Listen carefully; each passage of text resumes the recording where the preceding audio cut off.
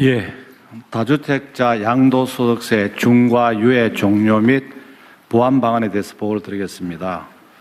다주택자가 보유한 조정 대상 지역의 주택 양도 시에 현재는 이제 기본 세율에다가 2주택자는 20%포인트를 더 올리고, 그다음 3주택자 이상은 30%포인트를 올리는 그런 제도를 운영하고 있습니다. 그러나 이 제도가 2022년 5월 9일부터 해서 금년 5월 9일까지 4년간 중과 유예를 한시적으로 유예하고 있습니다.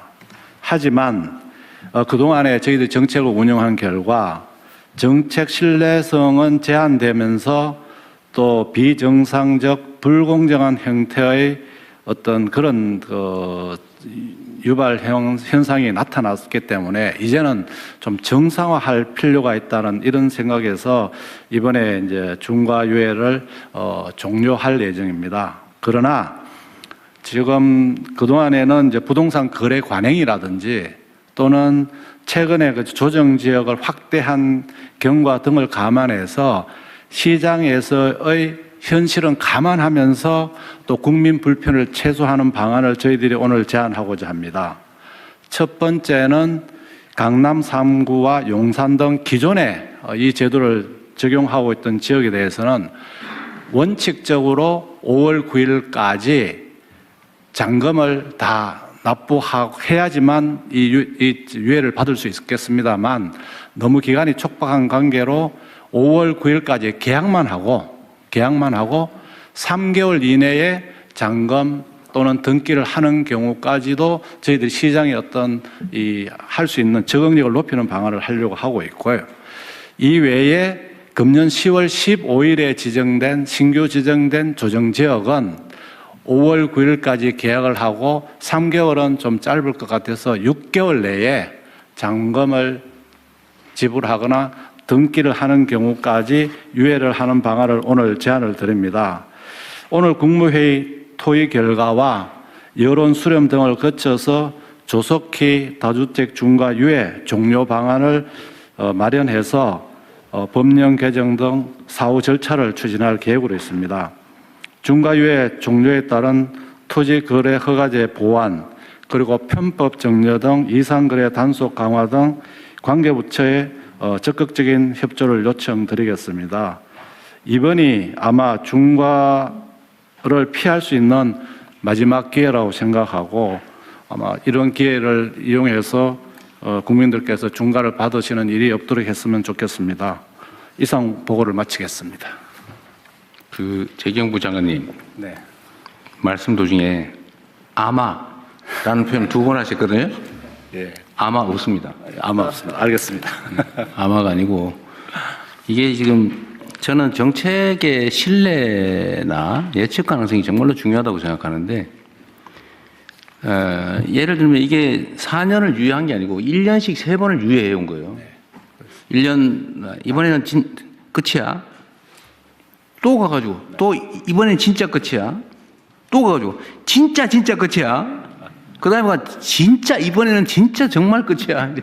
이러면 이게 누가 믿겠냐고요. 그래서 아마 타성이 붙은 것 같습니다. 아마 하지 말라니까.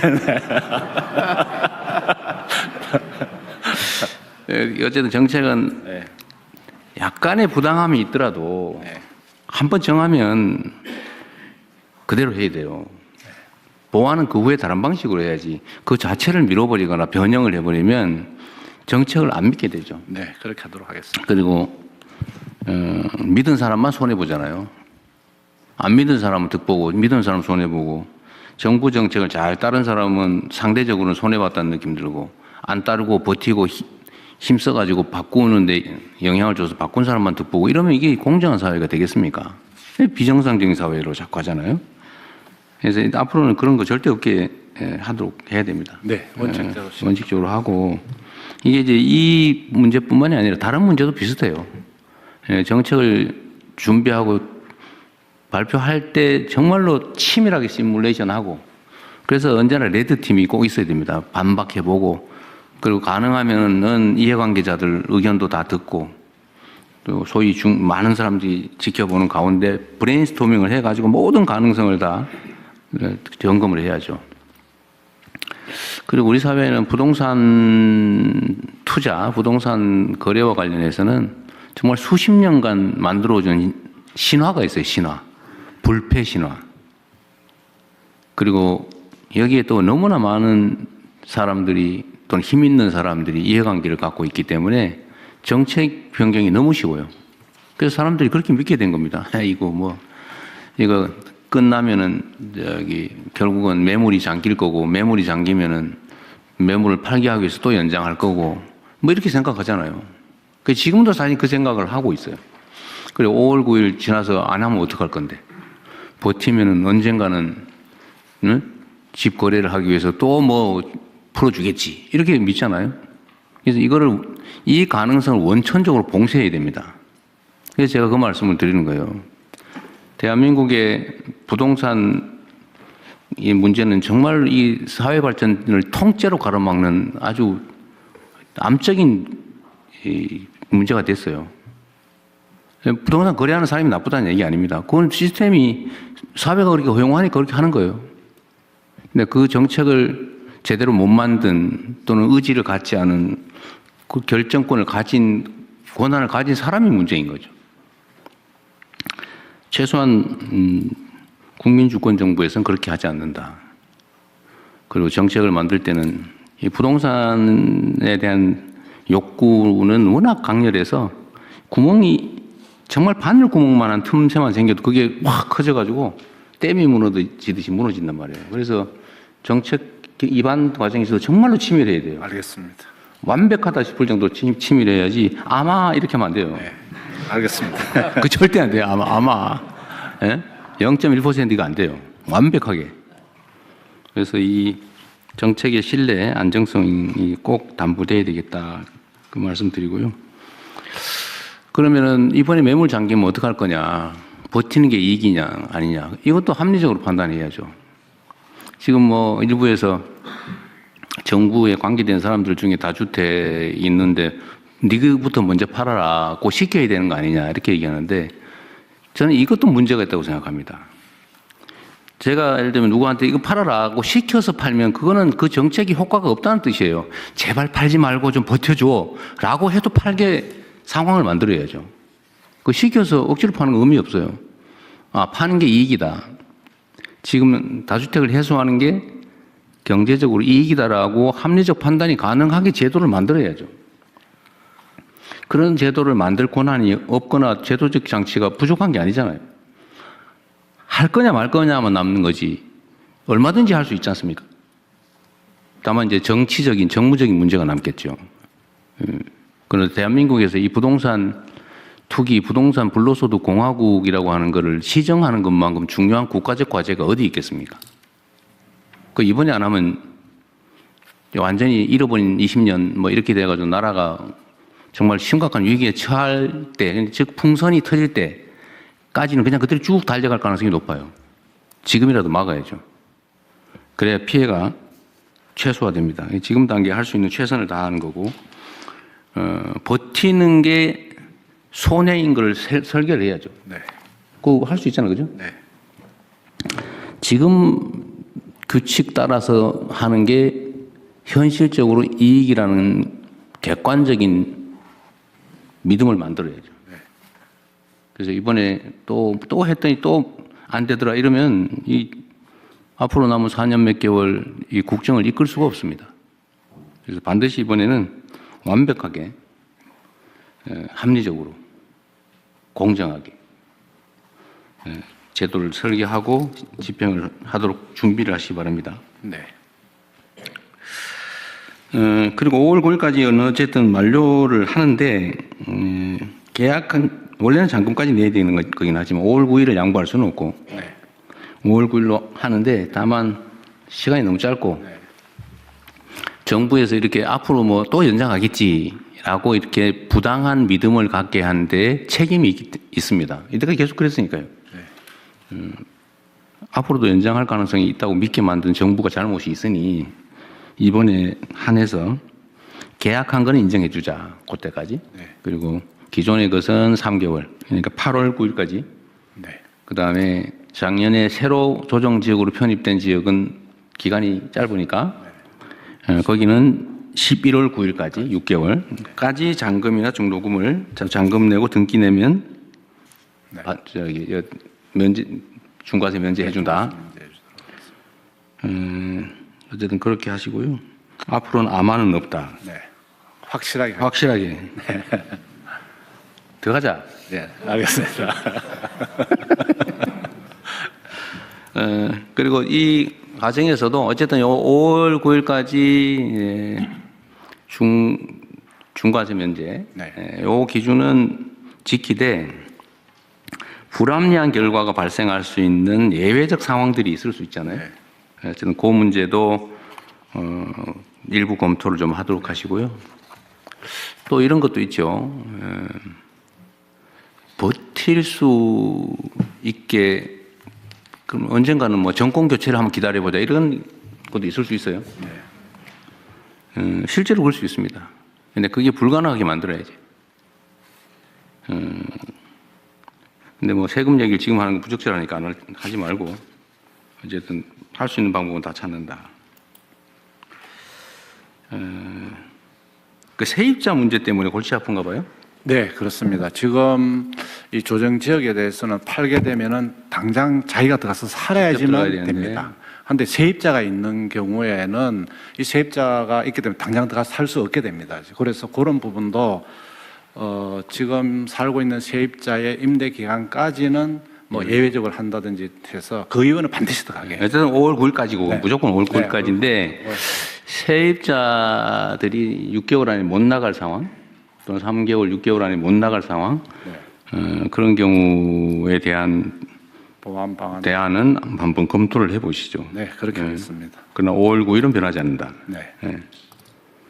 5월 9일은 확실하게 지키겠습니다. 확실하게. 아마 바뀌는 일은 없을 것이다. 알겠습니다. 네. 또 추가할 거 혹시 있으신가요? 네, 다른 의견 없으시면 재경부 장관께서 보고에서 제안하신 내용에 그렇죠. 저 하나 물어볼게요. 이게 제가 지금 이제 며칠 사이에 한 하루 이틀 사이에 또 바뀌긴 했는데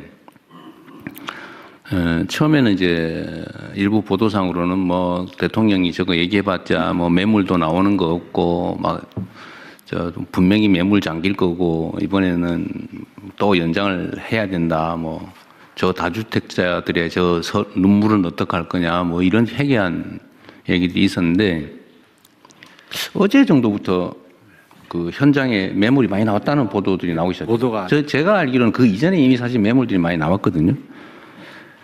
그 통계청이나 아니면 어디서 뭐 자료 수집하는 데서 이 매물 증가하는 거 이런 거 통계들 있나요? 거래 통계는 있을 수 있는데.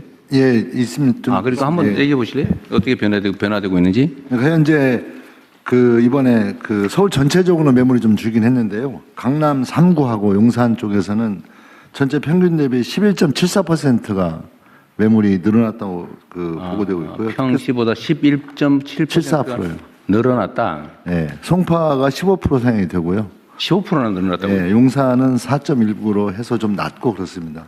용산하고 강남 3구가 매물이 늘었다는 건 굉장히 중요한 포인트입니다. 10몇 퍼센트 두 자릿수로 늘었다 매물이. 네. 앞으로 더 늘어나겠죠. 그럴 거로 그래서 저희들에서 추세적으로 늘어나는 것도 더 늘어나고 있잖아요. 그죠? 네. 오늘 이 국무회의를 기점으로 좀 더 늘어나겠죠. 네, 저 대통령님 행안부 장관입니다. 제가 이 검토를 해보다 보니까요, 이게 왜 5월 9일이냐? 네. 왜 5월 9일? 네네. 지난 정부가 시작한 날입니다. 이게 5월 30일인가 31일 날 시행령 개정을 했는데 소급해서 5월 9일부터 적용을 한 겁니다. 그러니까 이게 일종의 정권 이 잡은 데 대한 기념품으로 다주택자들한테 선물을 준 이런 케이스입니다.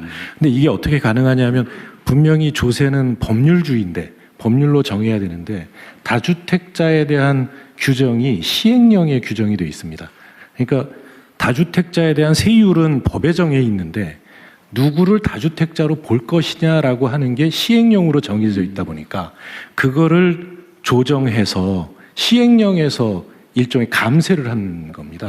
그래서 이 시행령에 정해져 있는 다주택자 기준 명확한 그 규정을 법률로 옮기는 작업을 해주셨으면 네. 좋겠습니다. 근데 뭐 이거 앞으로는 아예 그냥 시행령에 위임한 조항을 없애버리는 것도 네, 그렇게 해서 법률로 정해버리는 게 좋겠습니다. 이번에 그 어차피 이 제도 전체 설계를 바꿀 거 아니에요? 바꿀 때 이번에는 또 감안해서 하시죠. 예, 대통령 이번에는 이게 시간이 좀 짧기 때문에 시행령으로 하고 이건 법으로 이제 또 이후에 그렇죠. 올려서 이거는 그냥 놔두면 5월 9일에 잔금까지 내야 되는데 네네. 하여튼 아까 얘기했던 너무 짧은 상황에 해야 되기 때문에 시행령 보완은 그건 시행령으로 할 수밖에 없겠네요. 네네, 그렇게 하겠습니다. 근데 제가 어제 밤에 우리 국무위원님들 아니면 뭐 부처장들도 이거 혹시 의견 있으면 준비하라고 했는데 준비된 분들 있으면 말씀하십시오. 다 하셨어요? 다 하신 모양이니? 대통령 마지막으로요. 저기 보시면은 저 2번에 보시면은 토지 거래 허가제 구역에서는 허가 후 4개월로 되어 있습니다. 잔금 실거주 의무가 이게 그래서 저한테 또 어떤 분이 말씀하시기는 5월 9일 계약은 3개월이 아니고 4개월로 좀 해달라 이런 얘기도 있습니다. 그래서 시장의 목소리도 듣고 그래요? 저희들이 좀 3개월이냐 4개월이냐. 네네. 근데 토지 거래 허가제는 그 정도면 4개월이기 때문에 그런 것도 시장의 목소리 듣고 네. 좀 조정하도록 하겠습니다. 그럼 처음부터 4개월 해줘요. 3개월이었어요. 예, 그래서 그렇지만 여기서 토론을 좀 네. 붙이려고 그러겠습니다. 그건 현실적인 필요를 고려해서 네, 적절하게 결정할 때 또 하면 되니까요. 네, 하십시오. 4개월이 될 수도 있다. 네. 국토부하고 협의하겠습니다. 네네. 네, 토론에서 추가된 의견을 반영해서 접수하겠습니다. 다음은 민생안정 침해 사범 엄단 방안을 검찰총장 직무대행께서 보고해 주십시오. 예, 검찰총장 직무대